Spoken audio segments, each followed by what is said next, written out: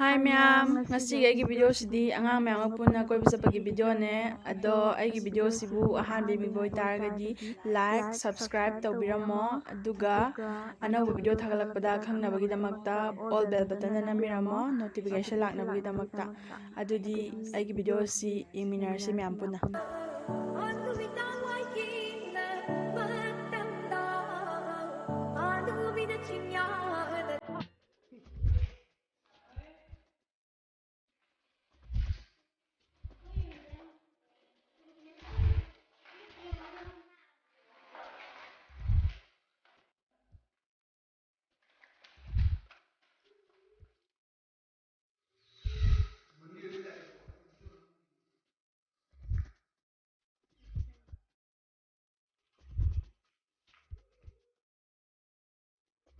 बुलावे तुझे यार आज मेरी गलियां बसाऊं तेरे संग मैं अलग दुनिया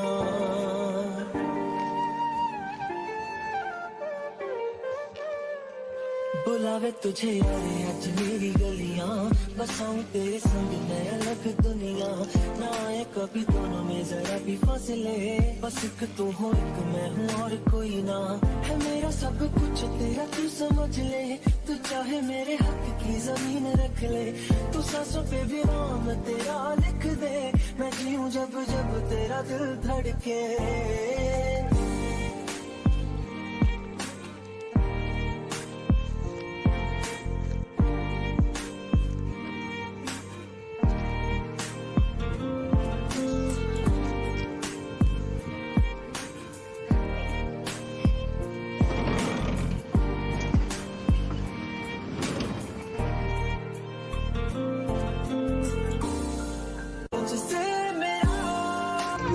Hi ma'am, kasi pata sa tuin eh. Angang masani siya. Hi Doro. Hi Doro. Kayo na sinami niya. Doro Doro.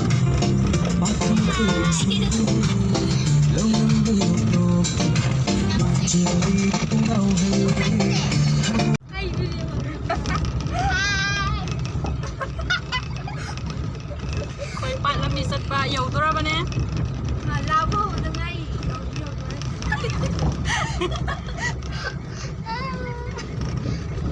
Nungaikhre mo. Ay nagkoiba puthokbibani da. Nangay lockdown ni na koiba sa paphangdrabani na. Sungak atchlang boy na saluse na lakni da. Hi Punam. Hi Punam. Hi Sylvia. Hi. Hi Umarani. Koy driver di ut pa yade. Hi Milang. Yan nam thara me po chinsa lo solo ni yung to. Nga su lagte duga. Thamche to log salo ne. Ha? Tha bai jai da.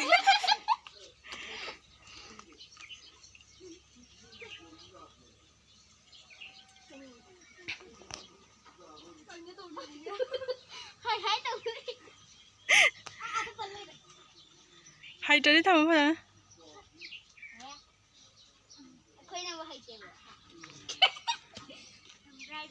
Long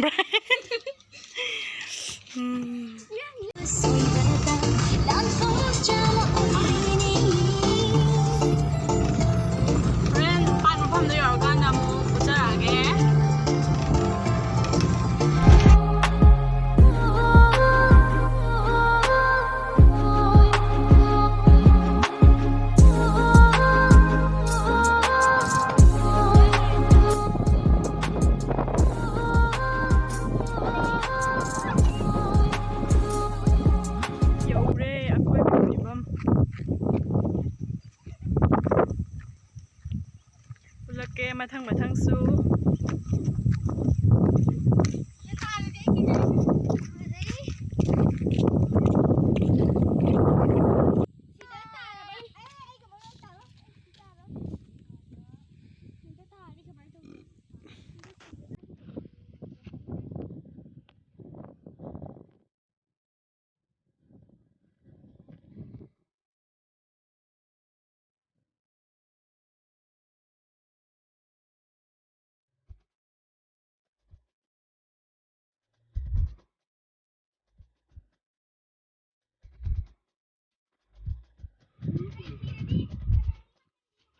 ꯃꯐꯝ ꯌꯧꯔꯦ ꯑꯉꯥꯡꯉꯩ ꯍꯤ ꯇꯣꯡ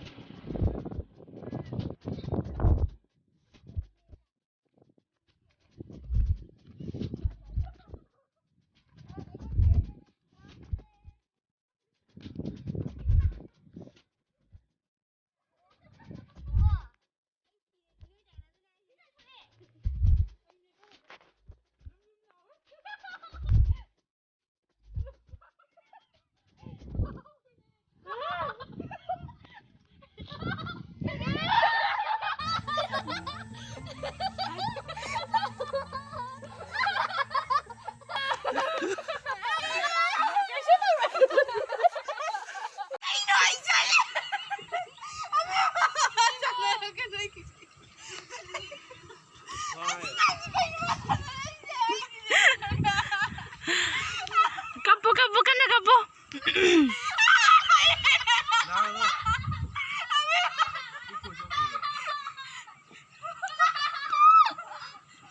Kidana tꯧꯔꯛꯏꯁꯤꯡꯗꯣ ꯑꯩꯁꯨ ꯇꯣꯡꯒꯦ ꯇꯧꯕꯅꯦꯕ ꯑꯗꯣ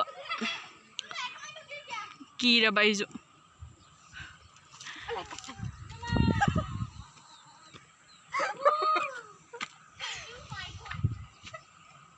Hi Punam.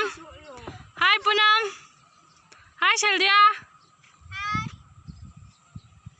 Look at this.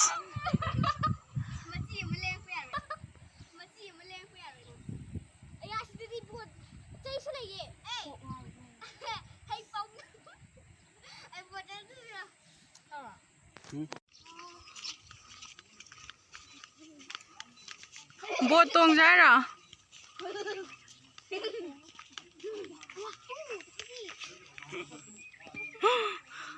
Single piece ne. Amma kattang.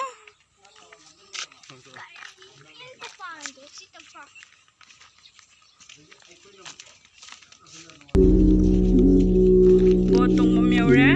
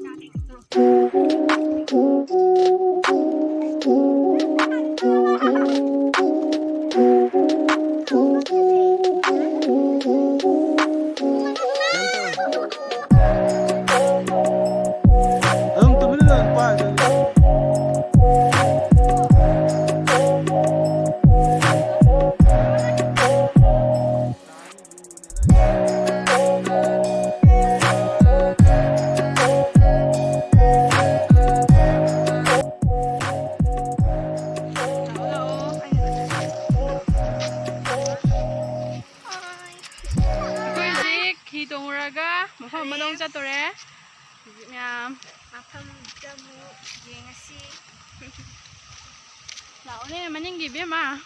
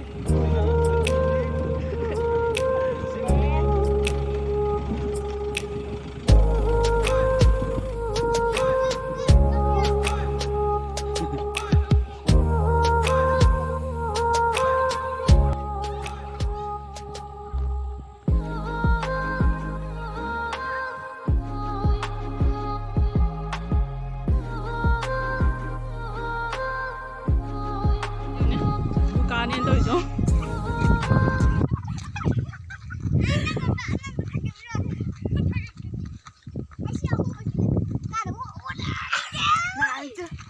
지대기네 나무 라타도 해보고 오다이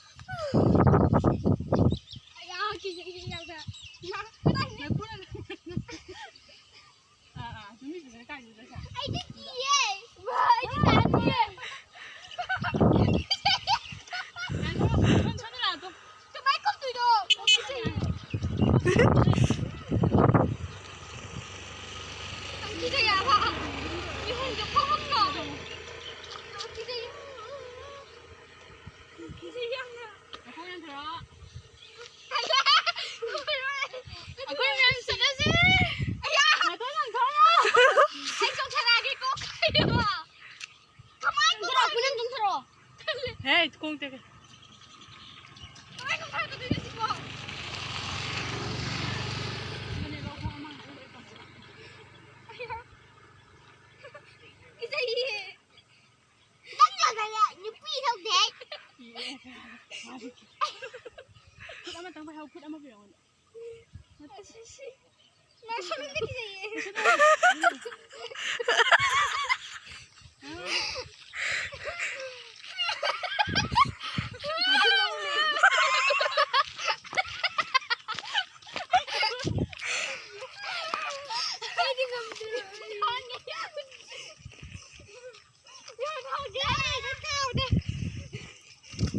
다시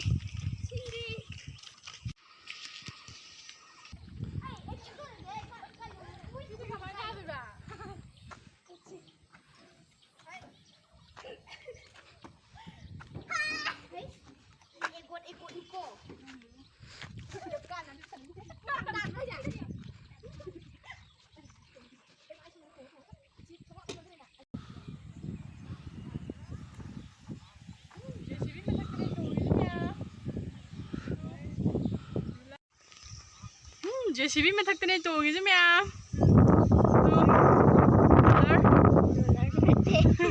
कहीं high तो रखा नहीं JCB तुम हाई रखो 영어 하이 우드레 아이 왕만다. 그냥 본자라게. 해 와우 그놈 아이도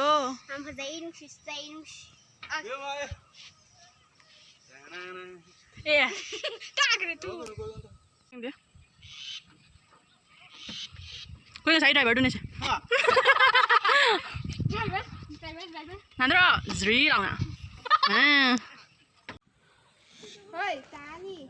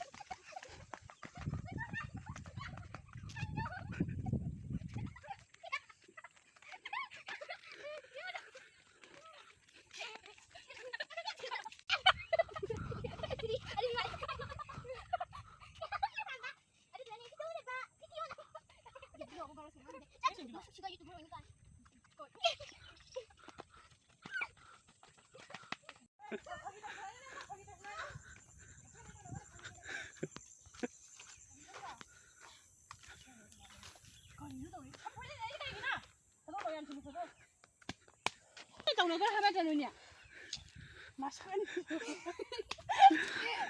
ꯑꯁꯤ ꯀꯩꯒꯤꯅꯣ ꯍꯥꯏꯕ ꯈꯠꯅꯩꯁꯦ ꯀꯩꯒꯤꯅꯣꯕ ꯀꯩꯗꯧꯅꯕꯩꯅꯣꯕ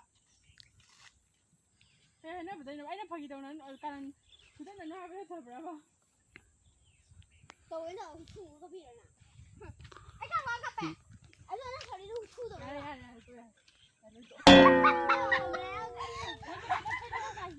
ꯀꯩꯗꯧꯕꯩꯅꯣ ꯅꯣꯏ ꯇꯧꯅꯔꯤꯗꯣ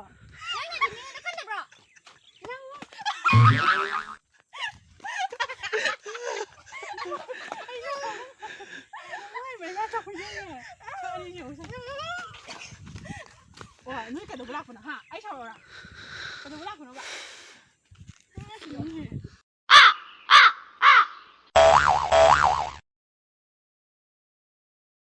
미타슬레 콜직 할라바네.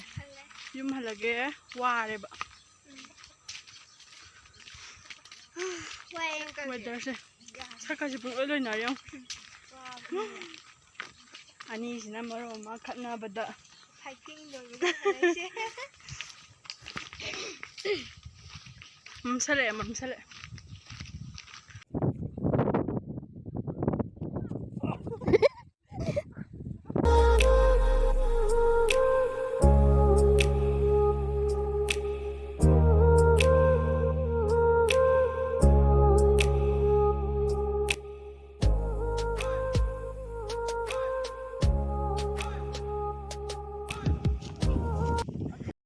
Ngasigidi video si swai loisanjarage aigi video sibu nungaibiragadi like comment tawbiramo mathangi video dadi angang amaga mimi singju chabagi video semjarake aduga mayamna tawhaningba video lairagasu adum haibiro adum tawjarake aduga amuka zahanna aigi video sibu aigi channel sibu like subscribe and share comment tawbiramo ngasigidi bye.